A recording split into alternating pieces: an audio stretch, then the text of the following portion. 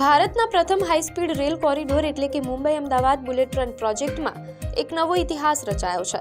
મહારાષ્ટ્રના પાલઘર વિસ્તારમાં એન્જિનિયરોએ વધુ એક ટનલનું સફળતાપૂર્વક બ્રેક થ્રુ હાંસલ કર્યું છે।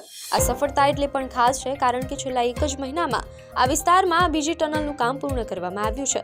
રેલવે મંત્રી અશ્વિની વૈષ્ણવે આ માઇલસ્ટોનની પ્રશંસા કરતા જણાવ્યું કે પ્રોજેક્ટ હવે નિર્ણાયક તબક્કામાં પહોંચી ગયો છે। પાલઘરના પહાડી વિસ્તારોમાં ટનલ બનાવવી એક મોટું સિવિલ એન્જિનિયરિંગ પડકાર હતો, પરંતુ અત્યાધુનિક ટેકનોલોજી અને દિવસ રાતની મહેનતથી ટીમે આ લક્ષ્યાંક સમયસર પૂરો કર્યો છે।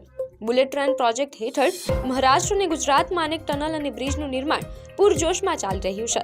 આ બીજી ટનલનું કામ પૂર્ણ થતાં હવે ટ્રેક નાખવાની પ્રક્રિયામાં વધુ ઝડપ આવશે।